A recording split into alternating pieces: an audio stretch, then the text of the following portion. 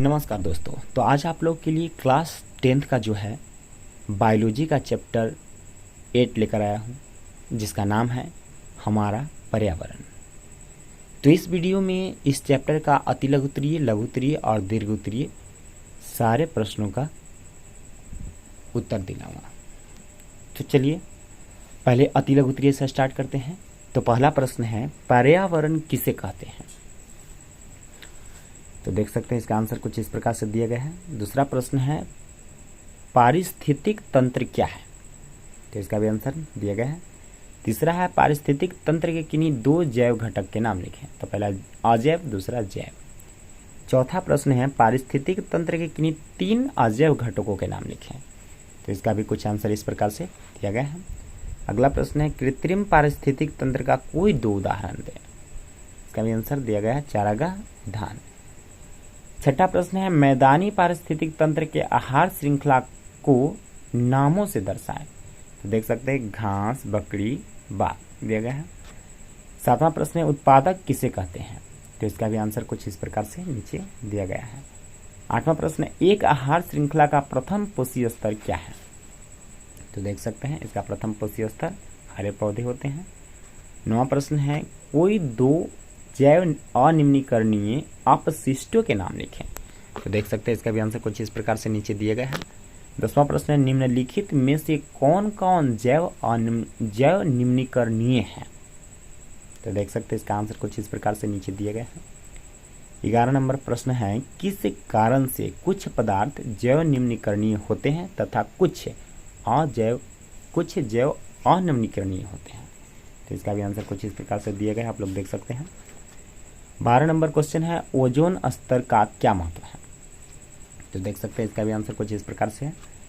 13 number प्रश्न है, CFC का पूरा नाम क्या है? तो देख सकते हैं इसका आंसर है क्लोरोफ्लोरोकार्बन। 14 नंबर क्वेश्चन है, एक रासायनिक यौगिक का नाम लिखिए जिससे ओजोन स्तर का अवक्षय होता है। तो इसका आंसर है क्लोरोकार्बन या क्लोरोफ्लोरोकार्बन। 15 नंबर प्रश्न है, पराबैंगनी विकिरणों से मनुष्य में कौन सी बीमारी होता है? तो इस विकिरण से जो है त्वचा कैंसर एवं मोतियाबिंद होता है। 16 नंबर क्वेश्चन देखते हैं, जीवमंडल की एक स्वपोषित संरचनात्मक एवं कार्यात्मक इकाई क्या होता है? तो इसका आंसर है पारिस्थितिक तंत्र। 17 नंबर प्रश्न की ओर चलते हैं। तो यह है, समुद्र किस प्रकार का पारिस्थितिक तंत्र है? तो यह है प्राकृतिक पारिस्थितिक तंत्र।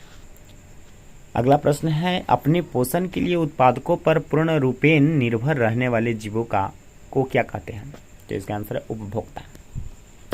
अगला प्रश्न है, वैसे जीव जो पौधे जंतु दोनों खाते हैं क्या कहलाते हैं? तो इसका आंसर होगा सर्वभक्षी। अगला प्रश्न है, जीवाणु और कवक जैसे सूक्ष्म जीव को क्या कह सकते हैं? तो इसका आंसर है अपघटनकर्ता या अपमार्जक। अगला प्रश्न है, एक जलीय पारिस्थितिक तंत्र में उत्पादक का कार्य कौन करता है? तो इसका आंसर है शैवाल। अगला प्रश्न है, पृथ्वी तक पहुंचने वाली सौर ऊर्जा का कितना भाग उत्पादक ग्रहण कर रासायनिक ऊर्जा में परिवर्तन करता है? तो इसका आंसर है 1%। अगला प्रश्न है, आहार श्रृंखला के प्रत्येक पोषीय स्तर पर कुल ऊर्जा का कितना हिस्सा अगले पोषीय स्तर पर स्थानांतरित होता है? तो इसका आंसर है 10%। अगला प्रश्न है, जैव अनिम्नीकरणीय पदार्थों की मात्रा का पहले पोषीय स्तर से दूसरे पोषीय स्तर में क्रमशः होने वाली वृद्धि को क्या कहते हैं? तो इसका आंसर है जैव आवर्धन। अगला प्रश्न है, रेडियोधर्मी पदार्थ किस प्रकार के अपशिष्ट हैं? तो इसका आंसर है अनिम्नीकरणीय अपशिष्ट। अगला प्रश्न है, अगर विभिन्न पोषी स्तर के जीवों की संख्या का अवलोकन किया जाए तो किस प्रकार की आकृति बनती है? तो आंसर है पिरामिड। फिर अगला प्रश्न है, कागज और कपास से निर्मित कपड़े किस प्रकार के अपशिष्ट हैं? तो इसका आंसर है जैविक अपशिष्ट। अगला प्रश्न है, धरती पर स्थित सभी जंतुओं को कास श्रेणी में रखा जाता है? किस श्रेणी में रखा जाता है? सॉरी, ये थोड़ा सा टाइप करने में मिस्टेक हो गया है। यहाँ पर होगा कि धरती पर स्थित सभी जंतुओं को किस श्रेणी में रखा जाता है? तो इसका आंसर होगा पर्यावरण या वातावरण। अगला प्रश्न है, तिलचट्टा एवं मनुष्य किस प्रकार का जीव है? तो इसका आंसर है सर्वभक्षी। 30 नंबर प्रश्न है आहार श्रृंखलाओं के जाल को क्या कहते हैं? तो इसका आंसर है आहार जाल। 31 प्रश्न है अधिकतम ऊर्जा किस स्तर पर संचित रहती है? तो इसका आंसर है उत्पादक स्तर यानी हरे पौधे। 32 नंबर प्रश्न है आहार श्रृंखला में मनुष्य का क्या स्थान है? तो इसका आंसर है प्राथमिक एवं द्वितीयक उपभोक्ता स्थान। 33 नंबर प्रश्न है हमारे खाद्य पदार्थों में हानिकारक रसायनों का जमाव किस क्रिया द्वारा होता है? तो इसका आंसर है जैव आवर्धन। 34 क्वेश्चन है किस क्षेत्र के ऊपर ओजोन स्तर में आई कमी को सामान्यतः ओजोन छिद्र की संज्ञा दी जाती है? तो इसका आंसर है अंटार्कटिका। इसका आंसर है अंटार्कटिका। अगला प्रश्न है एरोसोल के उपयोग से वायुमंडल एवं जीवमंडल सम्मिलित रूप से किसका निर्माण करते हैं? तो इसका आंसर है ओजोन मंडल का। 36 प्रश्न है जलमंडल, स्थलमंडल, वायुमंडल एवं जीवमंडल सम्मिलित रूप से किसका निर्माण करते हैं? तो इसका आंसर है पर्यावरण का। 37 नंबर प्रश्न है उपभोक्ता को कितने श्रेणियों में बांटा जा सकता है? तो इसका आंसर है 3। अगला प्रश्न है वन पारिस्थितिक तंत्र में घास का पोषी स्तर क्या होता है? तो इसका आंसर है प्रथम उत्पादक। अगला प्रश्न है एक वन पारिस्थितिक तंत्र में चिड़ियों का क्या स्थान है? तो इसका आंसर है तृतीय पोषी स्तर। अगला प्रश्न है एक मैदानी पारिस्थितिक तंत्र के आहार श्रृंखला में गिद्ध कहाँ आते हैं? तो इसका आंसर है चतुर्थ पोषी स्तर। 41 नंबर क्वेश्चन है क्या ऊर्जा का स्थानांतरण उपभोक्ता से उत्पादक की ओर हो सकता है? तो आंसर है नहीं। 42 नंबर क्वेश्चन है CFC के टूटने से किस गैस की उत्पत्ति होती है जो ओजोन से प्रतिक्रिया करता है? तो इसका आंसर है आणविक तथा परमाणविक ऑक्सीजन में। तो अब चलते हैं लघु उत्तरीय प्रश्न की ओर। तो लघु उत्तरीय प्रश्न का पहला प्रश्न है पारिस्थितिक तंत्र में उत्पादक का क्या अर्थ है? तो देख सकते हैं इसका आंसर कुछ इस प्रकार से नीचे दिया गया है। अब अगला प्रश्न की ओर चलते हैं। तो अगला प्रश्न है आहार श्रृंखला से आप क्या समझते हैं? तो इसका भी आंसर कुछ इस प्रकार से नीचे दिया गया है, आप लोग इसे नोट कर सकते हैं। तो अब चलते हैं अगले प्रश्न की ओर। तो अगला प्रश्न है पोषी स्तर क्या है? एक आहार श्रृंखला का उदाहरण देकर विभिन्न पोषी स्तर को बताएं। तो देख सकते हैं इसका भी आंसर कुछ इस प्रकार से नीचे दिया गया है। फिर अगला प्रश्न है आहार श्रृंखला का निर्माण कैसे होता है? तो देख सकते हैं इसका आंसर कुछ इस प्रकार से नीचे दिए गए हैं। अब पांचवा प्रश्न की ओर चलते हैं। तो पांचवा प्रश्न है पारिस्थितिक तंत्र में अपघटनकर्ता की क्या भूमिका होती है? तो इसका भी आंसर कुछ इस प्रकार से नीचे दिया गया है। छठा प्रश्न है उत्पादक और उपभोक्ता में क्या अंतर है? तो इसका भी आंसर कुछ इस प्रकार से नीचे दिया गया है। अब सातवां प्रश्न की ओर चलते हैं। तो सातवां प्रश्न है पारिस्थितिक तंत्र के विभिन्न घटकों को एक चित्र से दर्शाइए। तो देख सकते हैं इसका आंसर यहाँ दिया गया है।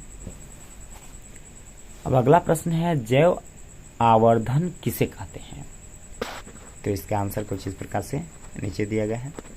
अगला प्रश्न है जैव निम्नीकरणीय अपशिष्टों से पर्यावरण को क्या हानि पहुंचाती है? तो इसका भी आंसर कुछ इस प्रकार से नीचे दिया गया है, आप देख सकते हैं, इसे नोट कर सकते हैं। फिर अगला प्रश्न है कचरा प्रबंधन कैसे किया जाता है? तो इसका भी आंसर नीचे दिया गया है। फिर अगला प्रश्न है ओजोन क्या है? इसके स्तर में अवक्षय होने से हमें क्या नुकसान हो सकता है? तो इसका भी जो आंसर है कुछ इस प्रकार से नीचे देख सकते हैं आप लोग। फिर अगला प्रश्न है अगर किसी पोषी स्तर के सभी जीवों को नष्ट कर दिया जाए तो इसका पारिस्थितिक तंत्र पर क्या प्रभाव पड़ेगा? तो देख सकते हैं इसका आंसर कुछ इस प्रकार से नीचे दिया गया है। अगला प्रश्न है एरोसॉल रसायन के हानिकारक प्रभाव क्या है? तो इसका आंसर इस प्रकार से दिया गया है। 14 नंबर क्वेश्चन है जैव अनिम्नीकरणीय एवं जैव निम्नीकरणीय अपशिष्टों में क्या अंतर है? उदाहरण सहित समझाइए। तो देख सकते हैं इसका भी आंसर कुछ इस प्रकार से दिया गया है।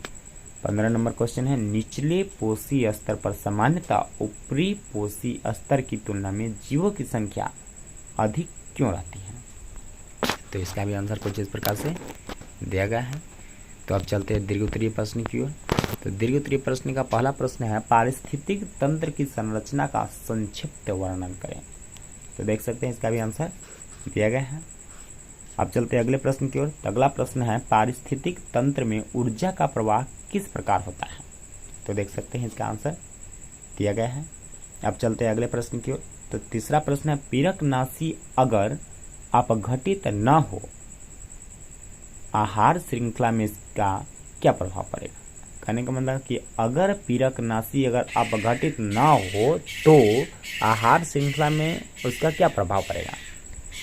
तो देख सकते हैं इसका भी आंसर कुछ इस प्रकार से नीचे दिया गया है। अब चलते हैं अगले प्रश्न की ओर। तो अगला प्रश्न है किसी पारिस्थितिक तंत्र के विभिन्न प्रकार के उपभोक्ता के बारे में समझाइए। तो इसका भी जो आंसर जो है कुछ इस प्रकार से नीचे दिया गया है, आप लोग इसे नोट कर सकते हैं। अब चलते हैं पांचवा प्रश्न की ओर। तो पांचवा प्रश्न है ओजोन छिद्र से आप क्या समझते हैं, यह कैसा उत्पन्न होता है। कहने का मतलब ये कैसे उत्पन्न होता है, यह थोड़ा सा टाइपिंग मिस्टेक हो गया है, ये लिख लीजिएगा, ये कैसे उत्पन्न होता है, इससे होने वाली हानियों के बारे में लिखें। तो इसे जो है आप लोग नोट कर लीजिएगा। अब चलते हैं अगले प्रश्न की ओर। तो पांचवा प्रश्न लास्ट है, इतना ही था। तो आज भर के लिए इतना ही। अब जो है अगले वीडियो में अगले चैप्टर का क्वेश्चन आंसर लेकर आऊँगा। तो अब अगले चैप्टर क्या, बायोलॉजी में तो इतना ही चैप्टर है, तो अब अगले सब्जेक्ट का लेकर आऊँगा, या तो फिजिक्स का या केमिस्ट्री का लेकर आऊँगा। तो बायोलॉजी का बस इतना ही था, जिसका 1 से लेकर 8 तक के सारे क्वेश्चन आंसर करवा दिया हूँ। तो आप लोग प्लेलिस्ट चेक कर लीजिएगा, प्लेलिस्ट में सारे लाइन से दिया गया है लेसन बाय लेसन वीडियो बनाकर।